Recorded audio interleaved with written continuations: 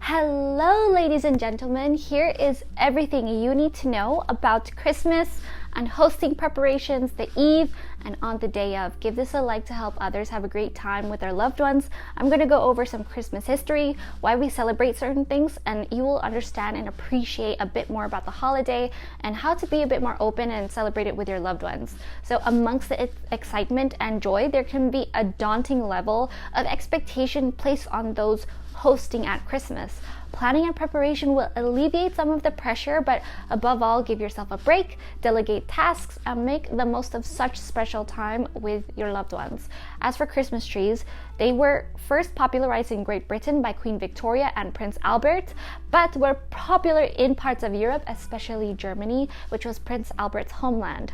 That's where the Christmas tree decorated as we know today originated, but there were pagan, specifically Asatru, traditions of decorating trees. For instance, I used to live in Denmark, and in the Nordic countries, you'll see random trees decorated in the park with wishes, such as a pacifier tree, and people will leave notes and pacifiers hanging on the branches if they really wanted to have a baby. In 1848, the Illustrated London News depicted the Queen and her family around their Christmas tree, and a new trend caught on.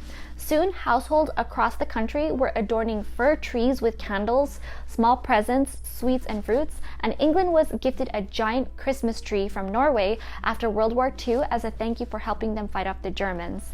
England sacrificed a lot of people, and Norway has sent a tree every year since, as to say thank you.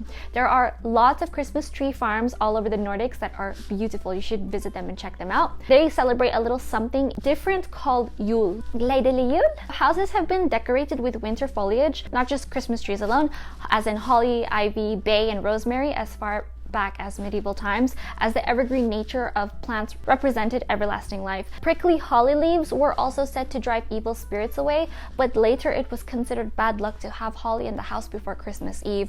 Also, I know that in Celtic history, it was important to have holly, and it was seen as a sign of beauty during the dreadful winters in Northern Europe. Christmas poinsettias can be traced back to a 16th century Mexican legend, with the red star-shaped leaves representing the Star of Bethlehem and the crucifixion.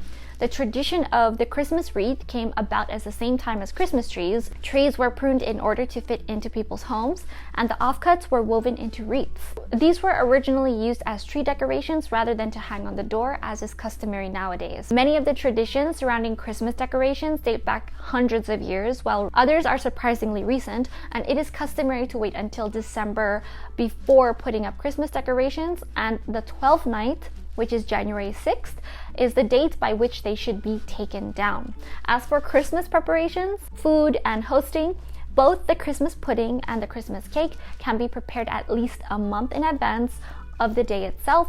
Tick them off your to-do list in November and relieve some of the workload during the busy weeks in the immediate build-up. The history of Christmas pudding comes from Stirrup Sunday. So Stirrup Sunday is the date in late November when the Christmas pudding mixture would traditionally be combined and stirred to give it time and mellow and mature before Christmas.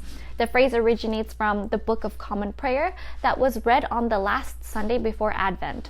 It is said that churchgoers heard the words, "Stir up, we beseech thee," and were inspired to start on their Christmas puddings. Everyone in the family would take a turn to stir the Christmas pudding mixture, with the youngest child going first, always steering from east to west in honor of the Magi. Anglophones say Magi or Magi, I say it the Latin way, Magi, while Persians say Magi. Melchior hailed from Persia, Gaspar, also known as Caspar or Jaspar, from India, and Balthazar from Arabia. Many Chinese Christians believe that one of the Magi came from China, and charms were also included in the mixture, the most popular being a silver coin that would signify a year of wealth for the lucky recipient. By making a Christmas pudding this far in advance, the mixture is given plenty of time to intensify in flavor and develop a more compact, dense texture. By Christmas Day, the pudding will have matured to become sweet, rich, moist, and yellow. For Christmas cake, it should be rich, spicy, moist, and boozy. Look out for recipes that include interesting fruits such as blueberries, dates, cranberries, gold sultanas, and dried figs. For Christmas Eve prep, Christmas lunch is often the biggest and busiest meal we cook all year. Christmas Eve is the perfect time to get as much ready as possible before the mayhem of guests, presents, Bucks Fizz, and hot, busy kitchens on the big day. For me, it's mulled wine or cider. So here are some quick tips on hosting and preparing in advance on Christmas Eve. Prep as much possible in advance. Peel and chop potatoes, parsnips, carrots, prep Brussels sprouts, make the breadcrumbs for the bread sauce, prepare the stuffing and mix the brandy butter. In other words, prep your mise en place, chill champagne and white wine, count out plates and serving dishes and allocate saucepans and baking trays. Set the table the night before except for the glasses to avoid them collecting dust. I have a full class link below on fine dining etiquette and how to set up the table properly. If you want to check that out, it's linked below. It's totally free masterclass. Check you have all the ingredients, sauces, and trimmings you need, as well as enough tin foil. Last thing before bed, take the turkey out of the fridge. This will ensure it is cooking from room temperature the following day and will mean your timings will be accurate. Leave a brandy out for Father Christmas and have one for yourself, or the American Coca-Cola Santa Claus loves milk and cookies. The Yule log tradition began in Britain in the 1700s. On Christmas Eve, a large heavy log, sometimes even a tree that filled up most of the room, would be selected and decorated with ribbons before being dragged into the hearth. It was then lit with a torch and made from the wood from the previous year's Yule log and kept alight for the 12 days of Christmas. After the 12th night, the Yule log's ashes were scattered on the land as they were believed to bring fertility to the land. Today in France, if you've seen the competition, the Yule log is really important and represented in cake form.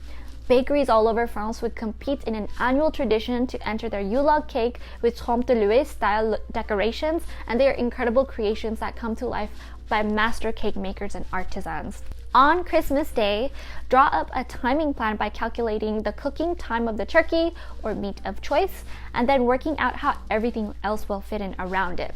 Another crucial starting point is the time lunch will be served. Once that has been decided, you can work out when things need to go into the oven and which hobs you'll need to use. As for the Christmas turkey, despite popular alternatives including beef and goose as well as vegan and vegetarian options, it is traditional to eat turkey on Christmas Day, with approximately 10 million of the birds eaten in the UK each Christmas, and this history is accredited to Henry VIII. So he was the first English monarch to opt for a festive turkey. Peacock or boar had been customary in medieval England, and it soon became a fashionable choice.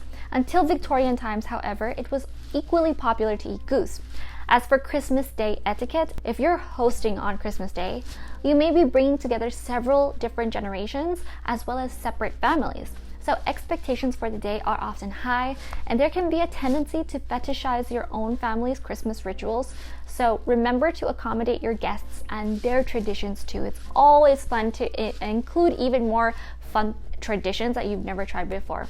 For thank you letters, in a digital age, a handwritten thank you note will always look spontaneous and heartfelt. It's preferable over email text any day. So keep it simple. Always write a thank you letter promptly. So at the latest, the 12th night or January 6th. Ensure that you refer specifically to the present at the outset and make a positive comment about it. Add a little news about your own Christmas and make polite inquiries about the recipients. Then reiterate your thank yous and good wishes. It could be 2 sentences long. It's really simple. Just remember to keep it within a week of seeing the person that was hosting or whomever gave you a present. So write thank you letters on behalf of small children who cannot yet write and encourage them to write their own as soon as they are old enough. It is not necessary for them to do so if they have opened the present in front of the giver, however, and thank them in person. So what are your Christmas traditions? Do you open presents and celebrate on the day of Christmas or on Christmas Eve at the stroke of midnight? My family did the stroke of midnight for many years, and I'd love to know in the comments below what you guys think in your traditions. Give this a like, spread the joy, subscribe, and click the bell for more etiquette tips and modern manners. Check out my hosting playlist link below for more guides on handling the holidays. Thank you so much for watching, and I'll see you later.